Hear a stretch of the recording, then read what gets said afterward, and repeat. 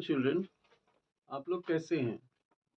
I hope आप लोग सभी लोग अच्छे हैं और हम भी अच्छे हैं। तो आज टेंस पढ़ाने के क्रम में हम लोग कंटिन्यू करते हैं और प्रेजेंट परफेक्ट आज पढ़ेंगे। Present perfect tense present indefinite पढ़ चुके हैं, प्रेजेंट कंटिन्यूअस पढ़ चुके हैं। आज प्रेजेंट परफेक्ट की बारी है, तो प्रेजेंट परफेक्ट पढ़ते हैं। प्रेजेंट परफेक्ट का कहाँ प्रयोग करते हैं वो पहले देखते हैं। तो हम लोग ये देखते हैं कि जो कार्य अभी अभी या हाल फिलहाल में समाप्त हुआ है वह वाक्य प्रेजेंट परफेक्ट टेंस के अंतर्गत आता है। जो कार्य अभी अभी समाप्त हुआ है, जैसे he has come to Delhi recently, वो अभी भी दिल्ली आया है।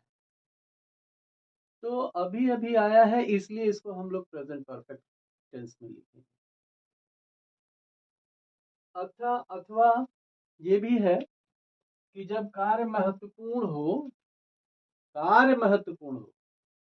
न कि कार्य होने का समय, अर्थात कार्य होने का समय का उल्लेख वाक्य में नहीं है, तो ऐसे वाक्य को भी हम प्रेजेंट परफेक्ट टेंस में ही लिखते हैं, या ये भी प्रेजेंट परफेक्ट टेंस का प्रयोग यहाँ भी होता है। जैसे we have progressed a lot, we have progressed a lot कब, कोई उल्लेख नहीं है। We have reached the moon, कब, कोई उल्लेख नहीं है। तो ऐसे कंडीशन में हम लोग प्रेजेंट परफेक्ट का प्रयोग करते हैं। तो पहली बात, कार्य अभी अभी समाप्त हुआ है, हाल ही में समाप्त हुआ है, हाल फिलहाल में समाप्त हुआ है। इस वाक्य को हम लोग प्रेजेंट परफेक्ट के अंतर्गत लिखते हैं। और जहाँ पे कार्य महत्वपूर्ण हो, न कि समय महत्वपूर्ण हो, समय यहाँ उल्लेख नहीं होता, तो हम लोग प्रेजेंट परफेक्ट का प्रयोग करते हैं। हाँ, तो प्रेजेंट परफेक्ट का प्रयोग कहाँ पे होगा, किस तरह, किस कंडीशन में प्रेजेंट परफेक्ट सेंटेंस का हम लोग प्रयोग करते हैं, ये हमने देखा। अब उसके फॉर्मूले अर्थात उसके स्ट्रक्चरल कंडीशन को देख लेते हैं कि कैसे हम लोग प्रेजेंट परफेक्ट के सेंटेंसों को लिखते हैं। तो अफर्मेटिव सेंटेंस अगर है, अफर्मेटिव सेंटेंस में सबसे पहले हम लोग सब्जेक्ट लिखते हैं, उसके बाद हैज या हैव हेल्पिंग वर्ब की तरह उसको यूज करते हैं। सिंपल प्रेजेंट में हमने देखा था कि वहां कोई हेल्पिंग वर्ब नहीं था। कंटिन्यूअस में, प्रेजेंट कंटिन्यूअस में हमने देखा था is R am helping verb है, और प्रेजेंट परफेक्ट में हैज हैव हेल्पिंग वर्ब की तरह यूज होता है, और वर्ब का यहाँ थर्ड फॉर्म यूज होता है। पहले सिंपल प्रेजेंट में हमने देखा था कि वर्ब का फर्स्ट फॉर्म यूज होता था। प्रेजेंट कंटिन्यूअस में हमने देखा था वर्ब में आईएनजी हम लोग यूज करके उसको यूज करते थे, और यहाँ पे वर्ब का थर्ड फॉर्म अर्थात पास्ट पार्टिसिपल फॉर्म यूज होता है, और उसके बाद होता है ऑब्जेक्ट। बात आती है हैज और हैव कहाँ प्रयोग होता है, तो वो सब्जेक्ट के अनुसार प्रयोग होगा। सब्जेक्ट अगर हमारा थर्ड पर्सन सिंगुलर नंबर में है तो हम लोग हैज यूज करते हैं, जैसे ही है, सी है, इट है। तो इस तरह से हम लोग थर्ड पर्सन सिंगुलर नंबर के साथ हैज प्रयोग करते हैं। फर्स्ट पर्सन, सेकंड पर्सन और प्लूरल नंबर अगर सब्जेक्ट है तो हम लोग हैव प्रयोग करते हैं, जैसे दे है। यू में भी यूज करते हैं क्योंकि यू सेकंड पर्सन में है सब्जेक्ट। तो first person, second person, plural number में अगर हमारा सब्जेक्ट है तो हैव यूज करते हैं। नेगेटिव सेंटेंस अगर है तो सब्जेक्ट, हेल्पिंग वर्ब उसके बाद लगेगा, और हेल्पिंग वर्ब के बाद ही नॉट लग जाता है। यह बात मैंने कल भी बताई थी, मतलब प्रेजेंट कंटिन्यूअस पढ़ाते वक्त भी बताया था कि हेल्पिंग वर्ब के बाद ही नॉट लग जाता है। तो subject has have, not, verb का थर्ड फॉर्म, और उसके बाद ऑब्जेक्ट। इसके बाद इंट्रोगेटिव में आते हैं। इंट्रोगेटिव में क्या होता है, सबसे पहले ये हेल्पिंग वर्ब पहले आ जाता है, हेल्पिंग वर्ब के बाद सब्जेक्ट, उसके बाद नॉट की आवश्यकता है तो लगाएं, नहीं है तो नहीं लगाएं। Has have, subject, not, verb का थर्ड फॉर्म, और उसके बाद ऑब्जेक्ट। अगर हमारा सेंटेंस हिंदी में क्या से स्टार्ट होता है, कहने का मतलब कि प्रश्नवाचक शब्द अगर सेंटेंस में पहले आया है तब हम लोग हैज हैव को पहले यूज करेंगे। और प्रश्नवाचक शब्द अगर वाक्य के बीच में आता है, जैसे आप स्कूल क्यों जाते हैं, तो हम लोग प्रश्नवाचक शब्द को इंग्लिश में भी पहले ही लिखते हैं क्वेश्चनिंग वर्ड। क्वेश्चनिंग वर्ड लिख के उसके बाद हैज हैव, फिर सब्जेक्ट और उसके बाद नॉट, फिर वर्ब का थर्ड फॉर्म और उसके बाद ऑब्जेक्ट। ऑब्जेक्ट लिखने के बाद हम लोग क्वेश्चन मार्क दे देते हैं। तो इस तरह से ये स्ट्रक्चरल फॉर्मूला है प्रेजेंट परफेक्ट के सेंटेंसों को लिखने के लिए। अफर्मेटिव में सब्जेक्ट हैज हैव, वर्ब का थर्ड फॉर्म ऑब्जेक्ट। नेगेटिव में सब्जेक्ट हैज हैव नॉट, उसके बाद वर्ब का थर्ड फॉर्म और उसके बाद ऑब्जेक्ट। इंट्रोगेटिव में क्वेश्चनिंग वर्ड अगर बीच में है, सेंटेंस के बीच में, हिंदी के सेंटेंस के बीच में है, तो क्वेश्चनिंग वर्ड लिखेंगे has have, subject not, verb का थर्ड फॉर्म और उसके बाद ऑब्जेक्ट। अगर क्या से स्टार्ट हुआ है, मतलब क्वेश्चनिंग वर्ड वाक्य के पहले ही है, तो has have, subject not, verb का थर्ड फॉर्म और उसके बाद ऑब्जेक्ट। अब इसके आगे हम लोग कुछ विशेष बातें इसमें पढ़ेंगे। अब देखिए विशेष बात क्या है, यहाँ इस दोनों सेंटेंस को देखिए। Science has given us many new invention. Science has given us many new invention में समय का उल्लेख नहीं है।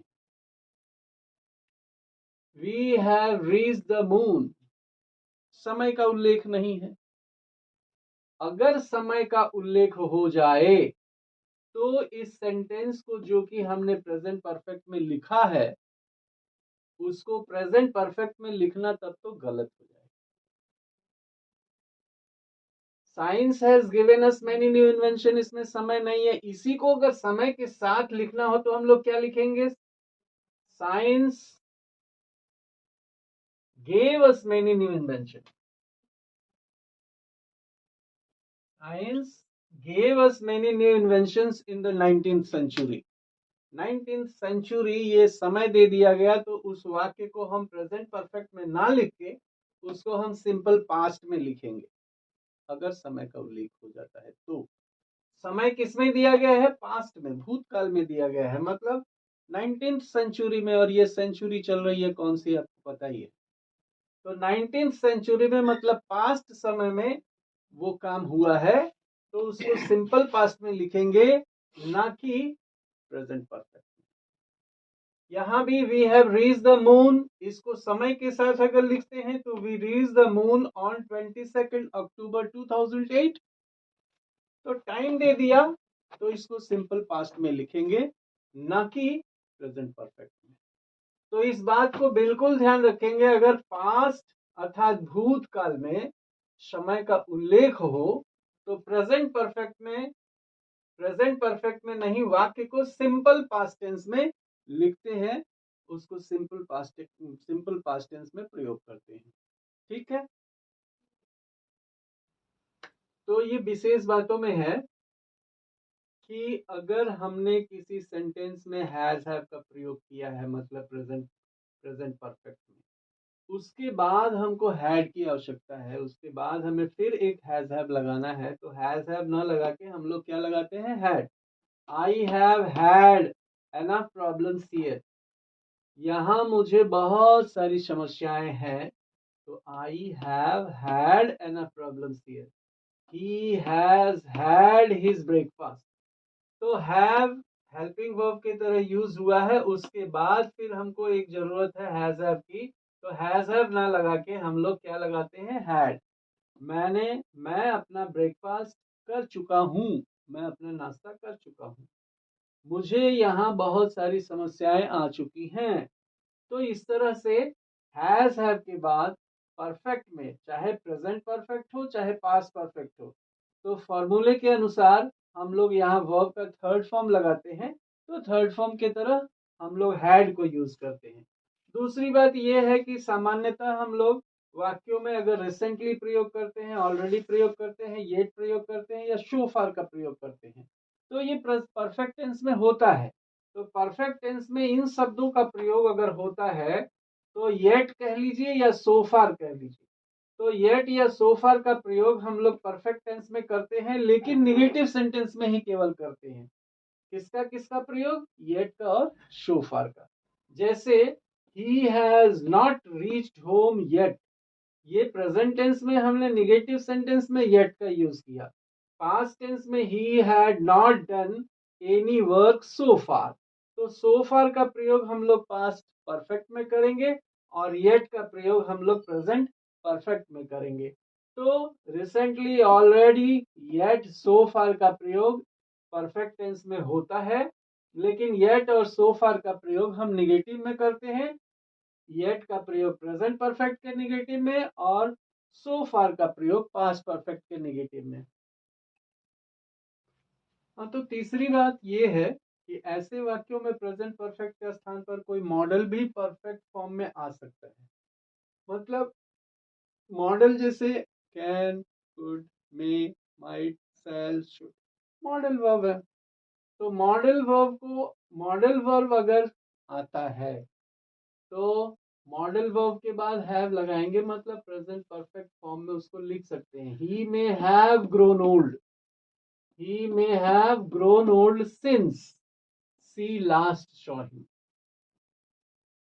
मतलब पिछली बार उनकी मुलाकात होने से पहले अब तक तो वह बड़ा हो गया होगा।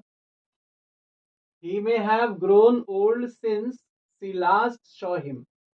तो मॉडल वर्ब के साथ जो सेंटेंस है उसको हम लोग परफेक्ट फॉर्म में लिखते हैं, प्रेजेंट परफेक्ट फॉर्म में। और सिंस के बाद जो सेंटेंस है उसको हम लोग सिंपल पास्ट में लिखते हैं। तो सिंस के साथ जो सेंटेंस लिखा जाएगा वो सिंपल पास्ट में, और मॉडल वर्ब के साथ जो लिखा जाएगा वो परफेक्ट फॉर्म में लिखते हैं। ये बात याद रखना है। चौथी बात ये है कि अगर सिंस का प्रयोग वाक्य के शुरुआत में हो जाता है, इसका प्रयोग वाक्य के शुरुआत में हमने कर लिया, तो इसका इसके साथ जो सिंपल पास्ट था वह सिंस के साथ ही आ जाएगा और दूसरा सेंटेंस दूसरी तरफ चला जाएगा। जैसे since he joined the army, तो सिंस के साथ क्या लगा? Simple past. यहाँ भी सिंस के साथ सिंपल पास्ट ही था। तो सिंस के साथ वाला जो सेंटेंस लिखेंगे वो सिंपल पास्ट में लिखेंगे। ही has not taken any leave, वह जब से सेना ज्वाइन किया तब से उसने कोई छुट्टी नहीं ली। तो सिंपल पास्ट में वो सेंटेंस लिखेंगे जो सिंस के साथ है। अगर इस सिंस को पहले करते हैं तो उसके साथ सिंपल पास्ट ही लिखेंगे और प्रेजेंट परफेक्ट को उसके बाद लिखेंगे। तो इतनी बातें हम लोग याद रखेंगे प्रेजेंट परफेक्ट के लिए। अब इसके बाद तो कुछ बचता नहीं है, ये विशेष बातें भी हमको याद रखनी है। और स्ट्रक्चरल फॉर्मूला तो हम बताए ही है कि स्ट्रक्चरल फॉर्मूला में हम लोग क्या करेंगे। स्ट्रक्चरल फॉर्मूला में अफर्मेटिव सेंटेंस जो है, अफर्मेटिव सेंटेंस में सब्जेक्ट पहले लिखते हैं, उसके बाद हैज हैव लिखते हैं, और हैज हैव के बाद वर्ब का थर्ड फॉर्म लिखते हैं, और उसके बाद ऑब्जेक्ट लिखते हैं। निगेटिव में वही subject has have, not, verb का थर्ड फॉर्म, उसके बाद ऑब्जेक्ट। और इंट्रोगेटिव में क्वेश्चनिंग वर्ड अगर सेंटेंस के बीच में है तो क्वेश्चनिंग वर्ड पहले लिखेंगे, उसके बाद हैज है, फिर सब्जेक्ट। नॉट की जरूरत है तो लिखेंगे, नहीं जरूरत है तो नहीं लिखेंगे, वर्ब का थर्ड फॉर्म, और उसके बाद ऑब्जेक्ट लिख देंगे। और अगर हमारा सेंटेंस क्वेश्चनिंग वर्ड से ही शुरू होता है, जैसे क्या वह बाजार जा चुका है, तो वहां पे हम लोग हेल्पिंग वर्ब से स्टार्ट करते हैं, वहां पे क्वेश्चनिंग वर्ड की आवश्यकता नहीं है। हैज हैव, सब्जेक्ट, उसके बाद वर्ब का थर्ड फॉर्म, उसके बाद ऑब्जेक्ट। तो ये रहा आपका प्रेजेंट परफेक्ट टेंस।